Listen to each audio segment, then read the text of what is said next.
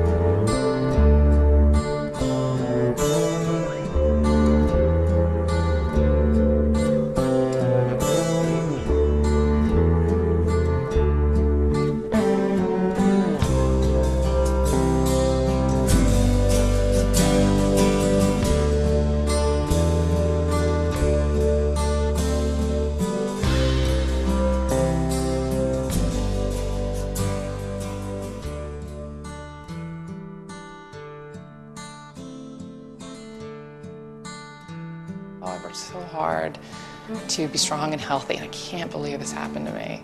I have fibromyalgia, and I've had it for 15 years now, diagnosed for 15 years. I have been suffering from insomnia since July, and that's, to me, almost worse than, I'm finding it almost worse than the chemotherapy, because I thought with the chemotherapy I'd have an end date, but the insomnia has just made it almost worse than the chemo for me. If a client comes to me and says, on a scale of 1 to 10, my life is a 3, my next question is, why so high? And they say, what do you mean? I say, well, why isn't it a 2 or a 1? They go, well, yeah, I guess it's not a 1. Well, my son's really a great kid, and I'm having a good time with him, and my mother's been supporting me through the divorce, and I go, great, so what would it take to move it to a 4 for you? I've tried lots of things, but each time I had surgery done, it seemed like, oh, you got a 40–60% chance, you know, 60% chance of being better. I was always in the 40%, you know. Emotion. The pain of her loss. It's very hard.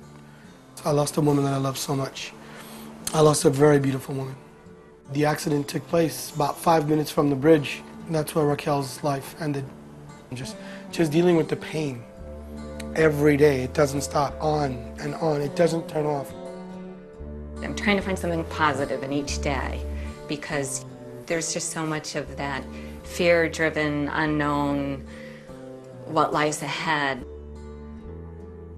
We're seeing that there are some direct influences on the body's physical health that's directly related to the link between our emotional body, our energetic body, our physical body, our spiritual body, you know, just the holistic aspects of who we are. Joy doesn't cause block.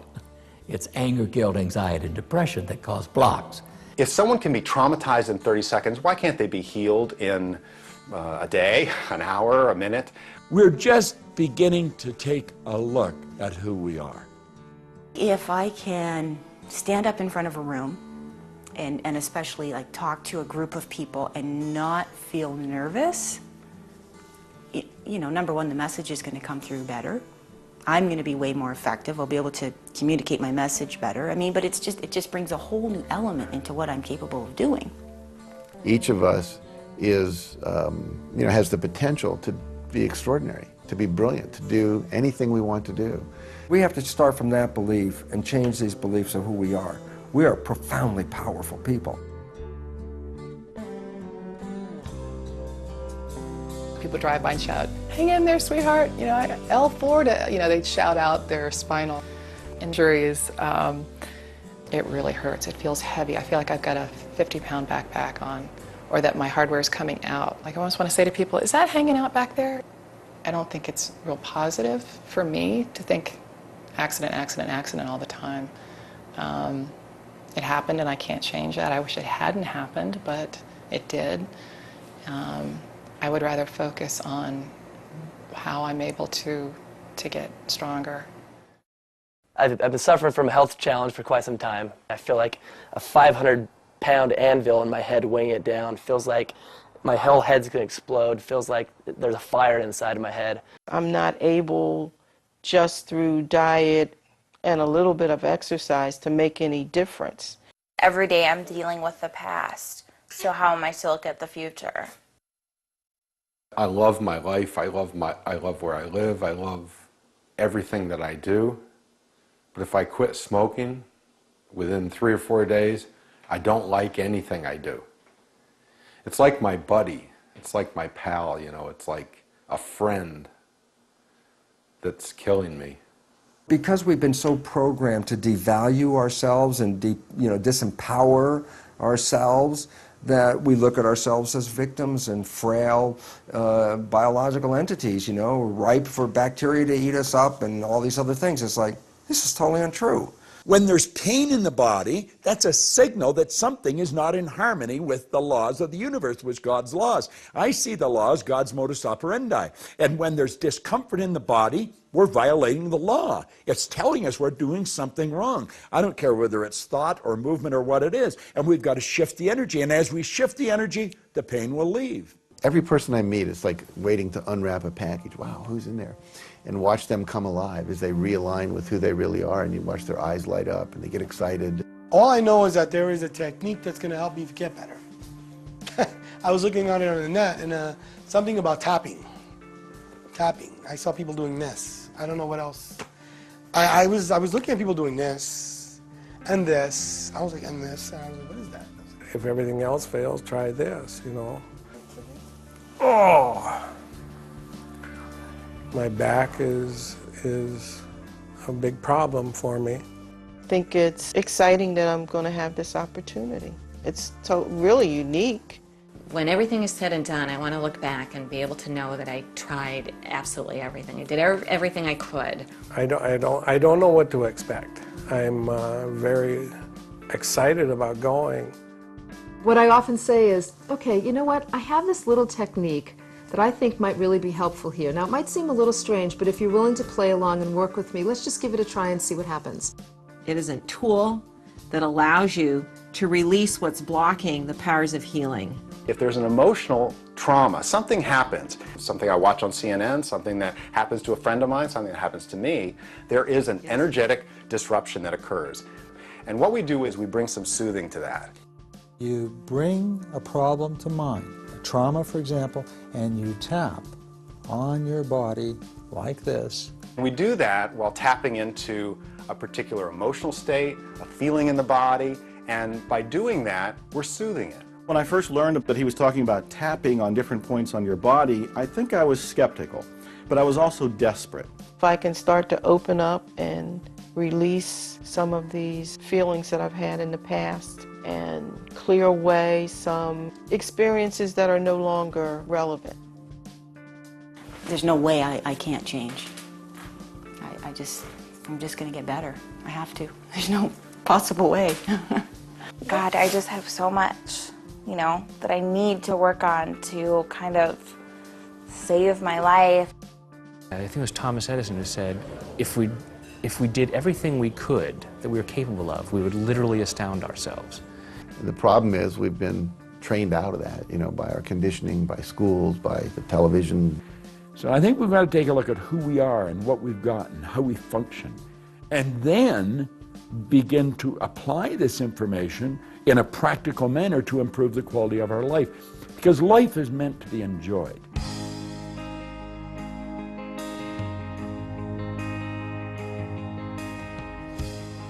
In 4 days, where we're going to be in a room there's 10 of us, including myself. I come and I go, ebb and I flow, wherever life takes me, 'cause I don't really know if I'm awake in a dream, if it's quite what it seems, or whether I'll see you in the next scene. If you could live your life over, what would you wish hadn't happened? What would you remove?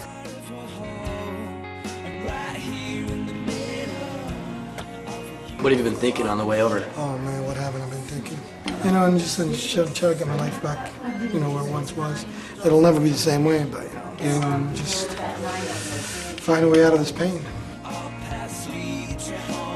We're going to be with people who are going to be helping us work through whatever the issues are.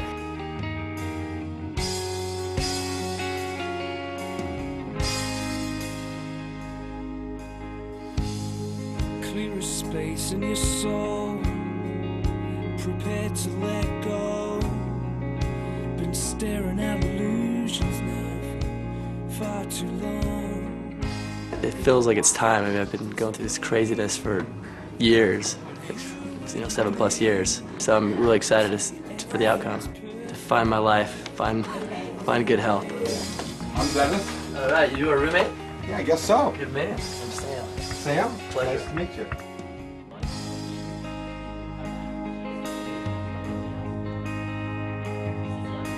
This is what you're here for. And it's time to get rid of what I call slow incremental growth and just make a quantum leap into the full expression of the brilliance of who you are. And everybody has that capacity.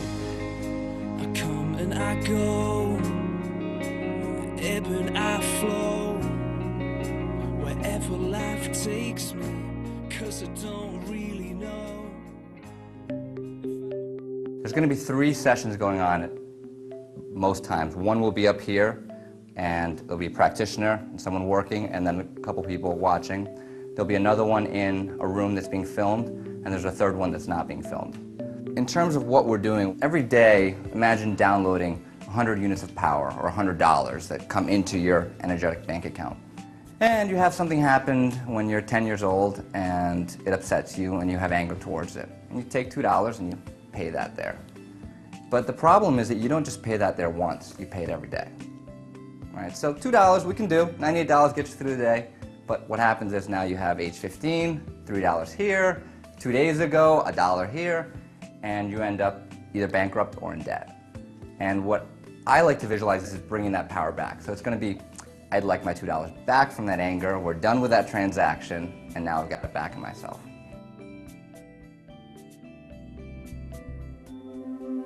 Where is your energy going? It's going where you focus. So if you're focused on the fight that you had last week, or you're focused on the meeting with your boss next week, that's where your energy is draining out of your body. When we get scared, or when we have a trauma, small trauma or a large trauma, often there are blocks that get created in the pathways of that energy system. It's just the energy slows down and feels heavy, and it contradicts our core true self and the natural frequency we're meant to be at, which are at those higher levels. Energy is supposed to flow through us as a waveform. You know, it just comes in. The word emotion, energy in motion. And so we say we're emotionally moved by something. So when I allow myself to be moved and feel what it is and let it pass through me, then there's no blockages. As a massage therapist, I remember touching a woman's hip and she vividly remembering almost running off a cliff. Now this memory had been stored in her hip since she was 18, in about 20 years. And she had blocked it, and yet she had had constant hip problems. That hip, that whole side of her body, in fact, she'd always viewed as the weak side, the side that wasn't working as well as the other. Now when this memory was released, the energy of it was released from that side of her body balanced out. There is this circuitry in the body through which electricity and energy travels and connects all our organs. Now, it's similar to when you walk into a house. We've got electrical switches now that are activated by clapping your hands, or you can flip a switch. And when we do that, all the lights go on. But we don't think anything of that. We expect that to happen. There's an electrical system in the house. That's the way the house is wired. It's an electrical system in the body that's more intricate than anything in a house. The electrical system in the body would make the electrical system in a supercomputer look like an absolute toy, and we really don't understand much about it. This becomes